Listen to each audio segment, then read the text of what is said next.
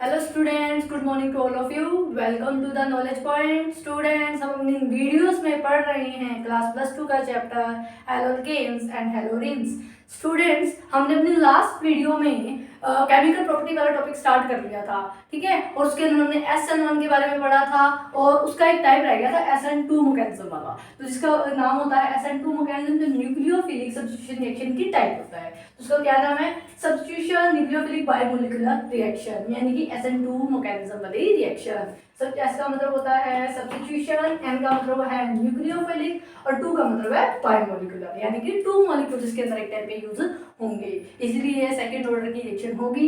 इसके बारे में हम अच्छे से पढ़ेंगे। तो हम एक एग्जांपल से स्टार्ट करते हैं कि एक एग्जांपल के जरिए हम समझने की कोशिश करते हैं कि SN2 मैकेनिज्म कैसे होता है और SN2 और SN1 में क्या डिफरेंस होता है, या हमें SN2 मैकेनिज्म पढ़ने की क्या जरूरत है। तो एक एग्जांपल देखिए, लेट अस कंसीडर, मैं क्या ले लेती हूँ, मैंने एक अल्काइल हैलाइड ले लिया, सिंपल मिथाइल हैलाइड, और इसके अंदर मैंने क्या डाल दिया स्टूडेंट्स, के अंदर मैंने क्या डाल दिया, KOH डाल दिया, ठीक है, एक्वस KOH, ठीक है, जिसके अंदर आप जानते हो ये K पॉजिटिव और OH नेगेटिव होता है, ठीक है। और इसके अंदर मैंने डाला एसीटोन, एसीटोन अप्रियोटिक पोलर सॉल्वेंट है और डाला, और जब ये रिएक्शन होगी तो देखिए क्या बनेगा, मिथेनॉल बन जाएगा, सिंपल, और आपके पास X नेगेटिव निकल जाएगा। स्टीरियोकेमिस्ट्री को ध्यान में रखते हुए अभी हम काम करेंगे। इससे पहले मैंने आपको सिंपल एग्जांपल दे दिया, ये SN2 मैकेनिज्म वाली रिएक्शन का एग्जांपल है। अब कैसे है तो देखिए, इसका मैकेनिज्म करोगे ना तो आपको अच्छे से समझ में आ जाएगा, फिर इनके इंपॉर्टेंट पॉइंट्स भी नोट करेंगे, SN1 से इनमें क्या डिफरेंस है इसके बारे में भी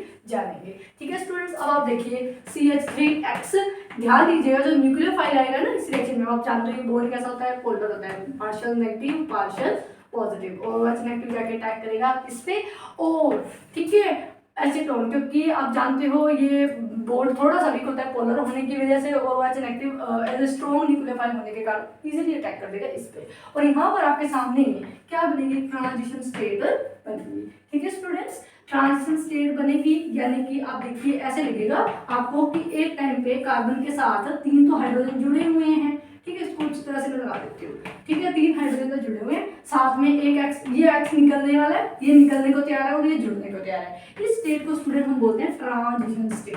क्या बोलते हो? ट्रांजिशन स्टेट, यानी कि बीच में आने वाली स्टेट। जैसे आपके घूमने गए और आपने मान लीजिए एक final A to C destination पर जाना है, और A से C जाने के लिए आपको B के रास्ते से होकर जाना पड़ेगा, तो ये जो B पॉइंट है ये आपका ट्रांजिशन स्टेट है, ठीक है। तो यहाँ पर आप रुके नहीं हो B पर बिल्कुल भी, पीछे वाली रिएक्शन में कार्बोकेटाइन बना था उसे आप आइसोलेट कर सकते हो, ट्रांजिशन स्टेट वाले को ध्यान दीजिएगा, आप बिल्कुल भी आइसोलेट नहीं कर सकते हो रिएक्शन से, ये बिल्कुल फ्रैक्शन ऑफ सेकंड, बहुत कम सेकंड्स के लिए होने वाला स्टेप है, इसलिए इसे सिंगल स्टेप रिएक्शन ही बोल देते हैं। तो फाइनली आप देखोगे यहाँ से बिल्कुल बॉन्ड टूट जाएगा और यहाँ पर आपके पास COH H3 बन जाएगा और आपके पास निकल जाएगा X नेगेटिव, ठीक है, इसे आप ऐसे लिख सकते हो OCH3, ठीक है।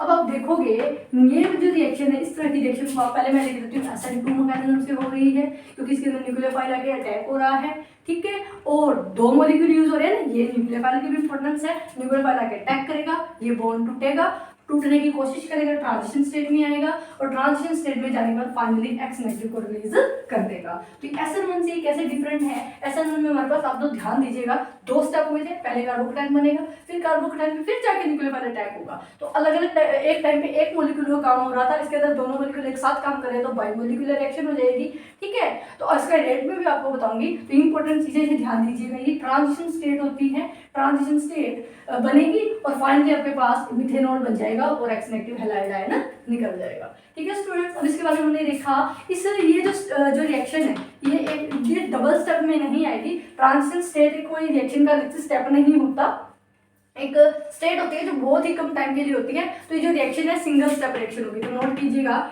It is a single step reaction, ठीक है, ये कैसी रिएक्शन है, सिंगल स्टेप रिएक्शन है, ठीक है स्टूडेंट्स। और दूसरी बात, हाँ, यही इसका क्या हो जाएगा, रेट डिटरमाइनिंग स्टेप हो जाएगा, ठीक है, सिंगल स्टेप रिएक्शन है, यही इसका रेट डिटरमाइनिंग स्टेप हो जाएगा। ठीक है, इसके अंदर नो फॉर्मेशन ऑफ कार्बोकेटाइन, ये SN2 मैकेनिज्म उन्हीं रिएक्शन भी होता है जिसके अंदर इजीली कार्बोकेटाइन ना या स्टेबल कार्बोकेटाइन ना बने। तो इसके अंदर क्या इन्वॉल्व नहीं है, नो फॉर्मेशन ऑफ कार्बोकेटाइन। ये भी आप ध्यान दीजिएगा कि कार्बोकेटाइन नहीं बनेगा। और तीसरी बात, इसके अंदर जो न्यूक्लियोफाइल लेकर चलना है वो आपका कैसा होना चाहिए, it must be strong. Strong nucleophile लेके चलोगे तो रिएक्शन उतनी ही फास्ट होगी। चौथा पॉइंट है, इसके अंदर जो रिएक्शन हो रही है, जो न्यूक्लियोफाइल है अटैक करेगा कार्बन के नॉन बॉन्डिंग ऑर्बिटल्स पर। कहाँ पर अटैक करेगा, नॉन बॉन्डिंग ऑर्बिटल्स पर कार्बन के ये जाके अटैक करेगा। ठीक है स्टूडेंट्स, और ध्यान दीजिएगा इसमें न्यूक्लियोफाइल का भी फर्क पड़ता है और कैसा लेना है और अल्काइल हैलाइड कैसा लेना है, दोनों का फर्क पड़ेगा। तो यानी कि जो आपका रेट है, मैं यहाँ लिख देती हूँ, जो आपका रेट है वो किस पे डिपेंड करेगा, कंसंट्रेशन ऑफ न्यूक्लियोफाइल पे भी डिपेंड करेगा RX, ठीक है, और कंसंट्रेशन ऑफ मतलब अल्काइल हैलाइड, तो दोनों पे डिपेंड करेगा। तो रेट डायरेक्टली प्रोपोर्शनल, यहाँ सॉरी मैंने के लगा दिया, के हटा दीजिए, यहाँ पर आएगा KRX1 और यानी कि दोनों की कंसंट्रेशन पे डिपेंड कर रहा है। तो आपका ऑर्डर क्या आ जाएगा, ऑर्डर आ जाएगा 1 + 1 = 2। रेट डिटरमाइनिंग स्टेप एक ही स्टेप में हो रही है। ठीक है, और ऑर्डर क्या है, 2 आ जाएगा। इट इज SN2 मैकेनिज्म में जो ऑर्डर होता है 2, तो सेकंड ऑर्डर रिएक्शन हो जाती है। तो इसकी केमिकल काइनेटिक्स क्या कहती है, order 2 and bimolecular reaction. Chemical kinetics ध्यान से दीजिएगा, हम इसका भी ग्राफ भी करेंगे, बिल्कुल एक्टिवेशन एनर्जी से जुड़ा हुआ है SN2 मैकेनिज्म के लिए। तो रेट क्या आएगा, 2 आएगा, बायमोलिकुलर रिएक्शन होगी, सिंगल स्टेप में होगी, फॉर्मेशन ऑफ कार्बोकेटाइन की कोई जरूरत नहीं है, और जनरली वही रिएक्शंस SN2 मैकेनिज्म को फॉलो करते हैं जिसके अंदर कार्बोकेटाइन स्टेबल बनता नहीं या बन ही नहीं सकता। ठीक है, तीसरा न्यूक्लियोफाइल स्ट्रॉन्ग लेकर चलना है क्योंकि उसने आके अटैक करना है, न्यूक्लियोफाइल को भी उतनी इंपॉर्टेंस देनी है, तो न्यूक्लियोफाइल क्या होना चाहिए, स्ट्रॉन्ग होना चाहिए, और नॉन बॉन्डिंग कार्बन के ऑर्बिटल्स पर जाके अटैक करेगा और ट्रांजिशन स्टेट आएगी जो कुछ फ्रैक्शन ऑफ सेकंड्स के लिए बहुत कम समय के लिए बनेगी, अनस्टेबल होगी और इमीडिएटली हमारा फाइनल प्रोडक्ट में मिल जाएगा और हैलाइड आयन निकल जाएगा। ठीक है स्टूडेंट्स, तो ये था हमारे इस रिएक्शन का मैकेनिज्म, इसके कुछ पॉइंट्स और इसका ग्राफ भी करेंगे, पहले आप इतना स्क्रीनशॉट ले सकते हैं। ठीक है स्टूडेंट्स,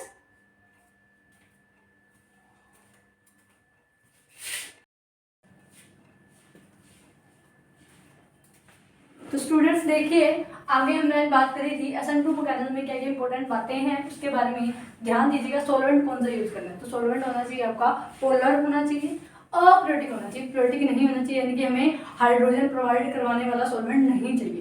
क्योंकि स्टूडेंट्स हमने पिछली वीडियो में जब SN1 मैकेनिज्म किया था तो मैंने आपको बताया था जब आपका न्यूक्लियोफाइल वाला क्लोराइड निकल भी जाता है तो क्या करेगा, अगर आप पोलर सॉल्वेंट यूज करते हो ना, जैसे वाटर यूज किया, तो मैंने बताया था वाटर इस तरह से ना, वाटर मॉलिक्यूल अपने चारों तरफ से या सभी तरफ से एक इस तरह से जो आपका न्यूक्लियोफाइल है उसकी तरफ एक ना सराउंडिंग बना देते हैं, जिसकी वजह से आपका न्यूक्लियोफाइल अटैक नहीं कर पाता। तो मान लो आप यहाँ से CN नेगेटिव निकल गया या फिर OH नेगेटिव जिसने आना है, ठीक है, उसके चारों ओर थी, अगर पोलर सॉल्वेंट यूज करते हैं तो इन्हें सराउंडिंग बनाएगा। Cl को बना लेगा तो कोई बात नहीं, अगर मैं OH की बात करूँ तो OH को भी तो ये घेर लेगा, ठीक है, या कोई और स्ट्रॉन्ग न्यूक्लियोफाइल आएगा उसे तो ये घेर लेगा, तो OH नेगेटिव पे अटैक ही नहीं कर पाएगा अगर आप पोलर सॉल्वेंट यूज करोगे। इसलिए आपको कौन सा OH नेगेटिव आयन चाहिए जिसने आगे अटैक करना है, तो इस न्यूक्लियोफाइल के लिए न्यूक्लियोफाइल के लिए हिंड्रेंस हो जाएगी, इसे आने से रोक देगा आपका पोलर सॉल्वेंट। इसलिए आपका सॉल्वेंट कैसा लेना है, अप्योरिटिक लेना है। ठीक है, तो यहाँ पर आप देखिएगा पूरी तरह से इसको सराउंड करना है। वहाँ पर मैंने CL नेगेटिव तो लिखा था, पिछली बार मैंने आपको CL नेगेटिव वाला एग्जांपल दिया था कि कोई भी न्यूक्लियोफाइल अगर पोलर सॉल्वेंट यूज करते हो तो इस तरह से एक गुच्छा सा बन जाता है, सराउंडिंग हो जाती है, जिसकी वजह से इसका अटैक करना मुश्किल हो जाता है। लेकिन अब की बार तो हमें अटैक करवाना है, पहले करवाना है, इसलिए आप पोलर सॉल्वेंट लोगे लेकिन अप्योरिटिक लोगे। ठीक है, तो यहाँ मैंने लिखे हुए हैं कौन कौन से सॉल्वेंट यूज कर सकते हो। आप एसीटोन यूज कर सकते हो, आप डाइमिथाइल फॉर्माइड यूज कर सकते हो, DMF यूज कर सकते हो, आप डाइमिथाइल सल्फोक्साइड ये वाला CH3 single bond SCH3 double bond, ये इंपॉर्टेंट है, ये यूज कर सकते हो। आप नाइट्रोमीथेन यूज कर सकते हो। ठीक है, आप ये सारे सॉल्वेंट्स को यूज कर सकते हो अप्योरिटिक पोलर सॉल्वेंट के फॉर्म में फॉर SN2 मैकेनिज्म। ठीक है, अब मैं आपको पिक्चर में भी दिखाऊंगी, जब एक्टिवेशन एनर्जी वाला डायग्राम आएगा उसके साथ मैं सारा ये जो है ना बता रही हूँ, पिक्चर में भी आपको अच्छे से देखने को मिलेगा। अब बात करते हैं नेक्स्ट तो no transition state can be, ये मैं आपको बता दी थी कि जो ट्रांजिशन स्टेट है उसे रिएक्शन से आप आइसोलेट करके अलग से निकाल नहीं सकते कि कुछ सेकंड के लिए बनती है। एक्सोथर्मिक, ध्यान दीजिएगा ये रिएक्शन क्या होती है, सिंपली एक्सोथर्मिक होती है, लो टेम्परेचर पे होगी। ठीक है, अगर आपने टेम्परेचर किया कम, ठीक है, तो रिएक्शन फॉरवर्ड डायरेक्शन में जाएगी। अगर टेम्परेचर को क्या कर दिया, बढ़ा दिया, ठीक है, तो रिएक्शन बैकवर्ड में चली जाएगी। ठीक है, ली चैटलियर प्रिंसिपल, थर्मोडायनामिकली आप देखोगे, इक्विलिब्रियम के अकॉर्डिंग भी आप देखोगे तो रिएक्शन फॉरवर्ड चली जाएगी अगर आप टेम्परेचर को बढ़ा देते हो। तो आपने ध्यान दीजिएगा रिएक्शन एक्सोथर्मिक होती है और लो टेम्परेचर पर ही करवाते हैं। ठीक है, स्टीरियोकेमिस्ट्री की बात करें, अगर आप पैरेलल कार्बन वाला मॉलिक्यूल इंक्लूड करते हो तो आपको पता है जो आपका न्यूक्लियोफाइल वो पीछे से आके अटैक करेगा, कार्बन के पीछे से आके भाई अटैक करेगा, तो भाई उसी तरह उसी जगह तो लग नहीं सकेगा। ठीक है, ऐसे ऐसे लगा लीजिए आप। ठीक है, इस तरह से। ठीक है, यहाँ पर मान लो कुछ भी आग लगा हुआ, कुछ भी लगा हुआ है। ठीक है, तो इसे पीछे से आगे अटैक करना है इसके, तो पीछे से इधर साइड सेम पोजीशन पे तो जाके लग नहीं सकता। हमने पढ़ा था ना इन्वर्जन कब होता है, जब वो जो कॉन्फ़िगरेशन है बिल्कुल चेंज हो जाए। ठीक है, और अगर सेम पोजीशन पे जहाँ से न्यूक्लियोफाइल लगा है वहीं पर जाके अटैच हो जाएगा तो ज़्यादा रिटेंशन, जो SN1 में हुआ था इस, और हमें मिक्सचर मिला था SN1 के अंदर रेसमाइजेशन मिक्सचर, रेसमिन मिक्सचर मिला था। ठीक है, उसके बारे में हमने पढ़ा था। तो इसके अंदर क्या होगा, पीछे से जाके अटैक होगा, तो यहाँ पर ये 100% आपको इन्वर्जन वाला टॉपिक मिलेगा, लिखा हुआ मैंने 100%। ठीक है, 100% आपको इन्वर्जन ही होगी। ठीक है, तो ये होगी आपकी स्टीरियोकेमिस्ट्री। ठीक है स्टूडेंट्स, तो यहाँ तक आपको समझ में आ गया हो तो आप स्क्रीनशॉट ले सकते हो। ठीक है, तो ये आप पॉइंट ध्यान में दे सकते हो। तो मैं इसको इरेज कर देती हूँ। तो यहाँ तक आपने सॉल्वेंट के बारे में और ये सारा पढ़ लिया। अब हम करेंगे फैक्टर अफेक्टिंग, कि आपके न्यूक्लियो SN2 कॉलम के लिए कौन कौन से फैक्टर अफेक्ट करते हैं। तो आप ये वाला पॉइंट डालकर लिख लीजिए, फैक्टर अफेक्टिंग SN2 मैकेनिज्म या SN2 रिएक्शन। ठीक है, SN2 को जो रिएक्शन है इसको कौन कौन से फैक्टर अफेक्ट करते हैं। तो नंबर 1 को पता है, जो हम लेके चलते state nature of alkyl halide. क्या लेके चलोगे, नेचर ऑफ एल्काइल हैलाइड। अब एल्काइल हैलाइड यानी कि प्राइमरी, सेकेंडरी, टर्शियरी। तो भाई अब आपके बाद आके न्यूक्लियोफाइल ने अटैक करना है। अगर न्यूक्लियोफाइल जितनी इजीली अटैक कर पाएगा उतनी ज़्यादा रिएक्शन फिजिबल होगी, है ना। यानी कि न्यूक्लियोफाइल को रास्ता चाहिए आके अटैक करने के लिए। तो जो आपका न्यूक्लियोफाइल है अटैक कैसे कर पाएगा, कौन से, अब अपन तीनों चारों लिख लेते हैं। एक हम लिख लेते हैं सिंपल हैलाइड, ठीक है, एक प्राइमरी वाला लिख लीजिए CH3, कुछ इस तरह से लगा लीजिए। ठीक है, यहाँ पर CH3, ठीक है, और यहाँ पर H। ठीक है, 1 2 3 यहाँ पर हैलाइड लगा लीजिए, यहाँ पर H लगा लीजिए। ठीक है, और एक आप ले लीजिए सेकेंडरी CH3, यहाँ पर न्यूक्लियोफाइल CH3H। ठीक है, और ये सेकेंडरी हो गया, और ये हो गया टर्शियरी, यहाँ पर 3 CH3 लगे हुए हैं, और चौथा लगा हुआ है आपका X। अब कंपेयर करें तो न्यूक्लियोफाइल ने आके अटैक करा, तो यहाँ पर न्यूक्लियोफाइल को आने में कोई भी हिंड्रेंस नहीं है, आएगा न्यूक्लियोफाइल इजीली पीछे से अटैक कर देगा। तो यानी कि सबसे ज्यादा जल्दी रिएक्शन कौन शो करेगा, आपका सिंपल मिथाइल हैलाइड। उसके बाद यहाँ पर भी हिंड्रेंस तो है, एक मिथाइल बड़ा बल्कि ग्रुप लगा हुआ है, ये हिंड्रेंस करेगा, लेकिन फिर भी आपका न्यूक्लियोफाइल आ जाएगा, अटैक कर लेगा। इसके कंपेरिजन में थोड़ा मुश्किल से आएगा, लेकिन आ जाएगा। अब इसमें देखिए जैसे CH3 ग्रुप रहते हैं, ये भी बड़ा ग्रुप लगा हुआ है, ये भी बड़ा ग्रुप लगा हुआ है, यहाँ से भी आना इसका क्या हो जाएगा, मुश्किल। ठीक है, तो यहाँ पर क्या हो जाएगी, हिंड्रेंस हो जाएगी। और ये तो देखो टर्शियरी में तो बहुत ज्यादा बल्कि ग्रुप लगे हुए हैं, तो अटैक करना क्या हो जाएगा, मुश्किल हो जाएगा। तो सबसे पहले आएगा सिंपल मिथाइल हैलाइड, फिर प्राइमरी, ठीक है, फिर आएगा सेकेंडरी, और फिर आएगा आपका टर्शियरी। तो अगर आप रिएक्टिविटी बात करें एल्काइल हैलाइड्स की, तो सबसे पहले आएगा मिथाइल हैलाइड, ठीक आएगा प्राइमरी, सेकेंडरी और टर्शियरी फॉर SN2 मैकेनिज्म। ठीक है, तो रिएक्टिविटी इस तरह से होगी, इस तरह से रिएक्टिविटी क्या होगी, इंक्रीज होगी SN2 मैकेनिज्म के लिए। पहले मिथाइल हैलाइड, फिर प्राइमरी, फिर सेकेंडरी, टर्शियरी, क्योंकि टर्शियरी के अंदर बहुत सारे बल्कि ग्रुप लगे हुए हैं जो न्यूक्लियोफाइल को अटैक करने से रोक देते हैं। इसलिए नेचर ऑफ एल्काइल हैलाइड की बात करें तो जनरली सिंपल मिथाइल हैलाइड्स और primary halides SN2 reaction show करते हैं, और आपका जो टर्शियरी वाला है वो SN2 रिएक्शन बिल्कुल भी शो नहीं करना पसंद करता, वो SN1, क्योंकि SN1 में जो कार्बोकेटाइन फॉर्मेशन है वो इंपॉर्टेंट होती है, जिसके अंदर कार्बोकेटाइन स्टेबल बन जाता है तो SN1 करेगा। बात करते हैं कि SN जो सेकेंडरी वाले किसका हम देखेंगे, पहले आप ये देखिए कि SN2 कौन कौन से इजीली करते हैं, तो मिथाइल हैलाइड और प्राइमरी। ठीक है, प्राइमरी हैलाइड्स। तो ये यहाँ तक हो गया आपका नेचर ऑफ एल्काइल हैलाइड।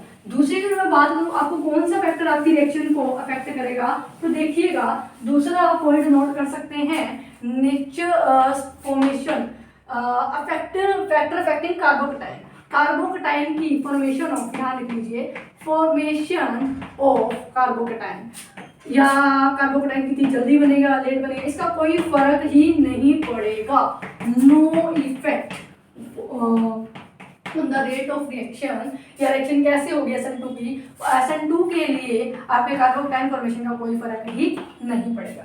ठीक है स्टूडेंट्स, तो ये हो गया 2 पॉइंट। अब बात करते हैं अगर आपके कार्बन के साथ जहां पर आके न्यूक्लियोफाइल ने अटैक करना है, अगर एक लगा हुआ है electron withdrawing group, electron withdrawing group यहाँ पर लगा हुआ है हैलोजन, ठीक है, यहाँ पर मान लीजिए H और एक H यहाँ लगा हुआ है, और यहाँ पर आपके न्यूक्लियोफाइल ने आके अटैक करना है, ठीक है, और यहाँ पर इलेक्ट्रॉन कितने बॉन्ड हो गए, 1 2 3 4 सॉरी यही बनेगा, और न्यूक्लियोफाइल ने आके यहाँ अटैक करना है, और क्या हो रहा है, ट्रांजिशन स्टेट आ गई, ठीक है, तो यहाँ पर क्या आएगा, पार्शियल पॉजिटिव, और यहाँ पर डायनाइजेशन बना लीजिए, और X, और यहाँ पर क्या है OH, आप जानते हैं इसमें पार्शियल पॉजिटिव, नेगेटिव और नेगेटिव।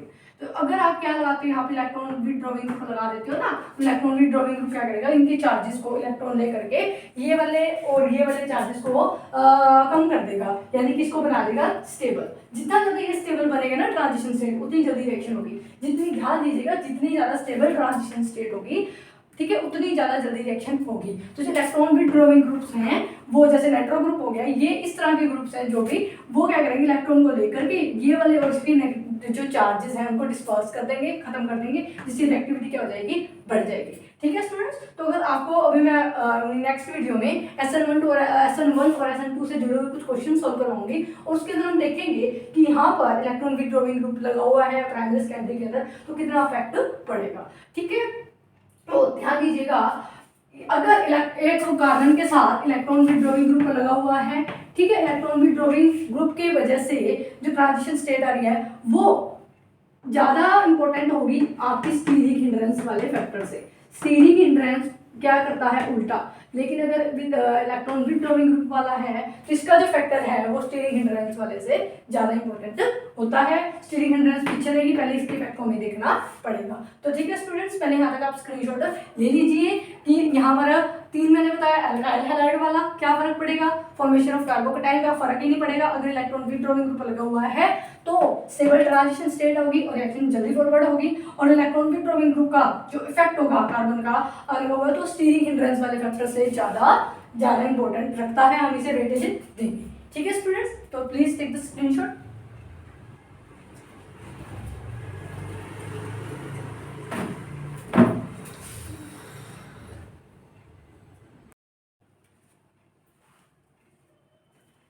स्टूडेंट्स ये देखिए एनर्जी लेवल डायग्राम मैंने आपके सामने ड्रॉ किया हुआ है। अब आप जानते हो, इसे समझने के लिए मैं आपको बता दूं, न्यूक्लियोफाइल अगर ट्रांजिशन स्टेट आई थी, ठीक है, ट्रांजिशन स्टेट में एक तरह से OH नेगेटिव निकल रहा था, सॉरी हैलाइड निकल रहा था, और एक तरह से आपका OH नेगेटिव आयन अटैक कर रहा था, तो इस तरह से कुछ था।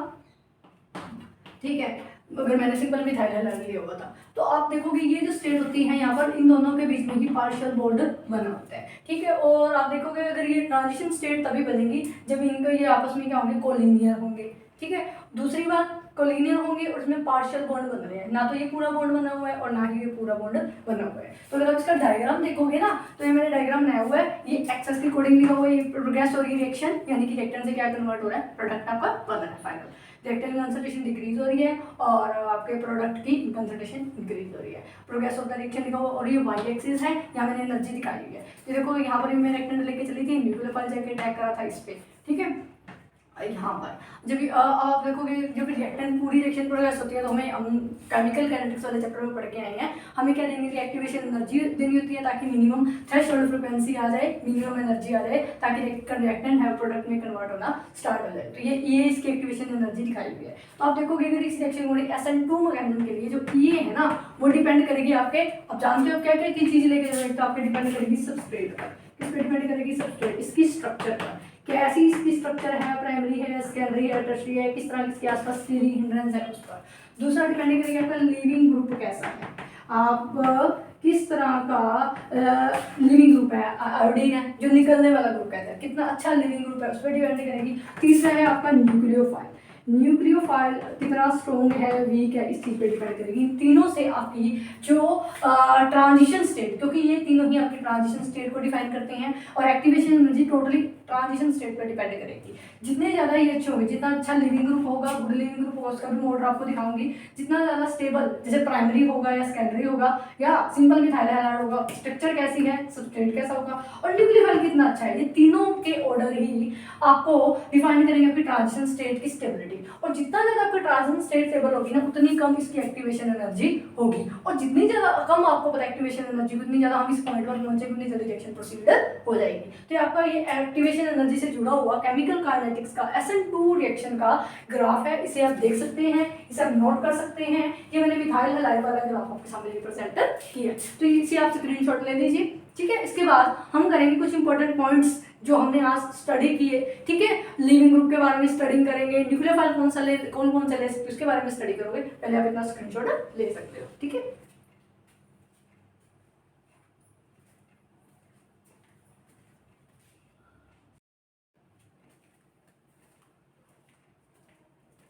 तो स्टूडेंट्स देखिए, ये है सब important points about SN2 reaction जो हमने ऑब्जर्व करी। SN2 रिएक्शन में मैंने बताया ये रिएक्शन सिंगल स्टेप में होती है, इसलिए इसे कंसंट्रेटेड रिएक्शन भी कहते हैं।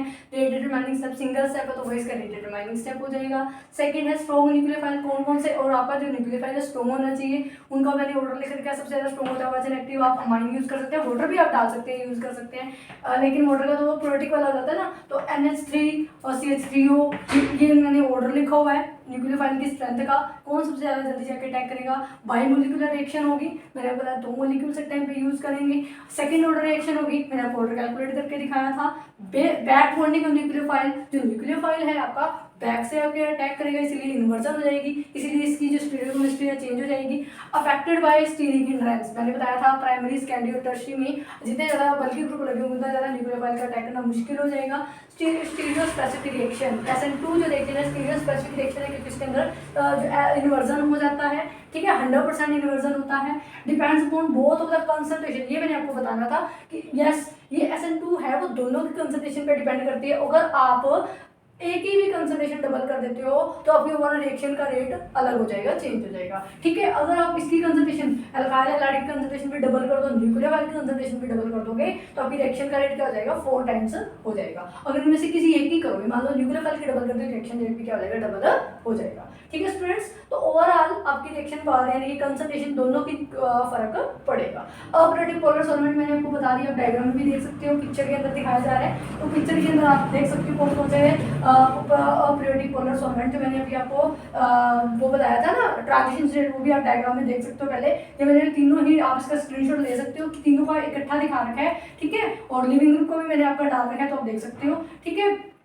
ट्रांजिशन स्टेट वाला हो गया, ठीक है, और टर्शियरी प्राइमरी कौन से कार्बोकेटायन SN2 जल्दी करेंगे उसका भी हो जाएगा, ठीक है। अब है सब्स्टिट्यूट ऑन द, हाँ ये इंपॉर्टेंट बात है, अगर आपके कार्बन के साथ जहाँ पर सब्स्टिट्यूशन होगी उनके साथ जो नेबर वाला कार्बन है उनके साथ कितने सब्स्टिट्यूएंट्स लगे होंगे उसका भी फर्क पड़ेगा। अगर आपका जिस कार्बन में आपने न्यूक्लियोफाइल लेके अटैक करना है ना, मान लो ये देखिए CH3 CH, यहाँ पर मैंने CH3 लगा दिया, और यहाँ पर मान लो आके न्यूक्लियोफाइल ने अटैक करना है, तो यहाँ पर जो सब्स्टिट्यूएंट लगा हुआ है ना ये भी परेशान करेगा। अगर इसके अंदर में ये लेते CH3 CH2 CH2 Br, तो यहाँ पर जल्दी रिएक्शन हो जाती है, क्योंकि साथ वाले कार्बन पे कोई ज़्यादा बड़े सब्स्टिट्यूएंट्स नहीं है, ठीक है स्टूडेंट्स। अब आगे आप देखिए लिविंग ग्रुप। लिविंग ग्रुप आप जानते हो इलेक्ट्रॉन एक्टिविटी साइज पे डिपेंड करता है, जो डाउन द ग्रुप जाते हैं साइज इंक्रीज होता है, और बेसिसिटी क्या होती है, अब जाओगे देखोगे बेसिसिटी डिक्रीज होती है। डाउन द ग्रुप जाओगे बेसिसिटी, यहाँ लिख लीजिए, बेसिसिटी जो होती है वो डिक्रीज हो जाती है। जब बेसिसिटी डिक्रीज हो जाएगी तो यानी कि निकलने की पावर अच्छी हो जाएगी। तो गुड लिविंग ग्रुप कौन सा होता है, आयोडाइड आयन सबसे ज़्यादा अच्छा गुड लिविंग ग्रुप होता है, इसे आप बेस्ट कह सकते हो गुड की बजाय, ठीक है। ये है बेस्ट, ये गुड में आ जाएगा, ये फेयर में आ जाएगा, और ये रोस्ट में आ जाएगा, ठीक है। आप डायग्राम में देख सकते हो, मैंने आपको डायग्राम दिखाया है, तो रोस्ट, ये फेयर, ये गुड और ये बेस्ट, यानी कि कौन सा अच्छा गुड लिविंग ग्रुप है उसके ऊपर आपकी SN2 रिएक्शन डिपेंड करता है। तो इंपॉर्टेंट पॉइंट्स थे स्टूडेंट्स, ठीक है, आप कर सकते हो। नेक्स्ट वीडियो में हम SN1 और SN2 का डिफरेंस करेंगे और SN1 और SN2 से जुड़े हुए कुछ क्वेश्चन आंसर्स करेंगे सॉल्व, जो कि आपके नीट जेईई मेन के एग्जाम में भी आते हैं और जो आपके फाइनल बोर्ड एग्जाम्स में भी आते हैं, तो हम उन्हें जरूर डिस्कस करेंगे। तो अगर आपको ये पॉइंट्स समझ में आए, कोई डाउट रह गया हो तो आप इसमें कमेंट करके कमेंट सेक्शन में जाकर पूछ सकते हैं, ठीक है। और अगर आपको ये वीडियो अच्छी लगी हो तो प्लीज़ इसे लाइक करें, सब्सक्राइब करें। Thank you.